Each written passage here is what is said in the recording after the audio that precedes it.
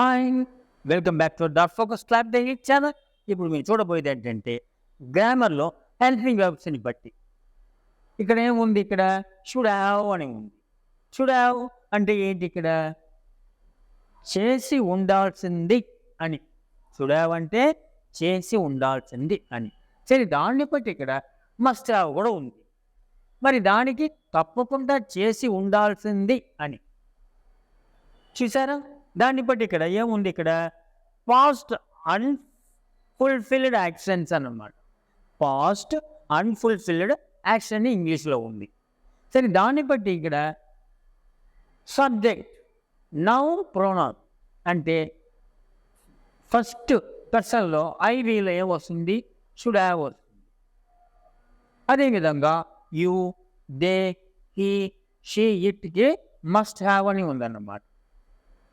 ఆ డిఫరెన్స్ మీకు తెలియాలి. అంటే హెల్పింగ్ వర్బ్ ఏ విధంగా మారుతుందని. దాన్ని బట్టి ఇక్కడ ఏముంది? Verb used in past participle ఫార్మ్‌లో మనం దీన్ని ఉపయోగించుకోవాలి. అదేవిధంగా పాస్ట్ పార్టిసిపల్ ఫార్మ్‌లో కూడా రెండో దాన్ని కూడా మీరు ఉపయోగించుకోవాలన్నమాట. ఉపయోగించుకొని మాట్లాడాలి. సరే దాన్ని బట్టి ఇక్కడ చేసి ఉండాల్సింది అంటే పాస్ట్ పార్టిసిపల్ ఫార్మ్‌లో చేసి ఉండాల్సింది. అదేవిధంగా నెక్స్ట్ దానిలో పాస్ట్ పార్టిసిపల్ ఫామ్‌ని తప్పకుండా చేసి ఉండాల్సిందని రెండు విధాలుగా చెప్పబడింది. అంటే తెలుగు మీనింగ్‌లో. మరి దీన్ని బట్టి కీవర్డ్స్ నెగటివ్ కాంట్రాక్షన్స్ కూడా ఉన్నాయి. ఎలా?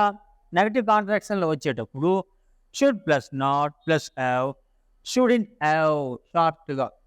అదేవిధంగా must plus not plus have, mustn't have. ఈ విధంగా ఇప్పుడు సెంటెన్స్ కూడా చూస్తే ఐ షుడ్ హ్యావ్ హెల్ప్డ్ అని ఉంది. దాన్ని బట్టి తెలుగులో నేను సహాయం చేసి ఉండాల్సింది అని. నెక్స్ట్ ఏముంది ఇక్కడ? Should I have helped question టైప్లో మారింది. ఎలా?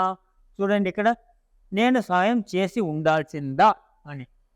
తర్వాత ఇక్కడ ఐ షుడెంట్ హ్యావ్ హెల్ప్డ్ అని థర్డ్ సెంటెన్స్లో ఏ విధంగా మారింది? చూడండి ఇక్కడ నేను సహాయం చేసి ఉండాల్సింది కాదు అని వచ్చింది. తర్వాత ఇక్కడ ఫోర్త్ షుడెంట్ హ్యావ్ హెల్ప్డ్ అని క్వశ్చన్ టైప్లో వచ్చింది. సరే ఇక్కడ దాన్ని బట్టి ఇక్కడ చూస్తే నేను సహాయం చేసి ఉండాల్సింది కదా అని. అంటే 4 టైప్స్ ఆఫ్ సెంటెన్స్ అన్నమాట హెల్పింగ్ వర్బ్ని ఉపయోగించి మీరు తెలుసుకోవాలి. సరే నెక్స్ట్ ఏముందంటే she must have come yesterday అని ఉంది. దాన్ని బట్టి మస్ట్ని బట్టి అతడు నిన్న తప్పకుండా వచ్చి ఉండాల్సింది అని. తర్వాత must he have come yesterday question రూపంలో. దాన్ని బట్టి ఇక్కడ అతడు నిన్న తప్పకుండా వచ్చి ఉండాల్సిందా అని క్వశ్చన్ రూపంలో మారింది. నెక్స్ట్ ఏముంది? ఈ must in have come yesterday అని వచ్చింది. దీన్ని బట్టి ఇక్కడ తెలుగులో చూస్తే అతడు నిన్న తప్పకుండా వచ్చి ఉండాల్సింది కాదు అని వచ్చిందన్నమాట. సరే ఫోర్త్ సెంటెన్స్కి వెళ్ళేటప్పుడు mustn't he have come yesterday అని అదే క్వశ్చన్ టైప్లో మారింది. Mustn't he have come to yesterday అని. దాన్ని బట్టి ఇక్కడ ఏముంది? అతడు నిన్న తప్పకుండా వచ్చి ఉండాల్సింది కదా అని. అంటే మస్ట్ని బట్టి షుడ్ని బట్టి ఒక సెంటెన్స్ రూపంలో ఇక్కడ మీరు తెలుసుకున్నారు కదా.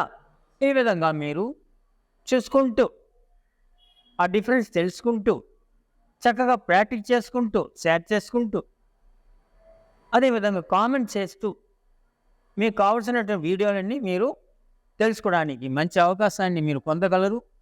అదేవిధంగా లైక్ చేయడం మర్చిపోకండి. తప్పనిసరిగా మీరు సబ్స్క్రైబ్ చేయండి.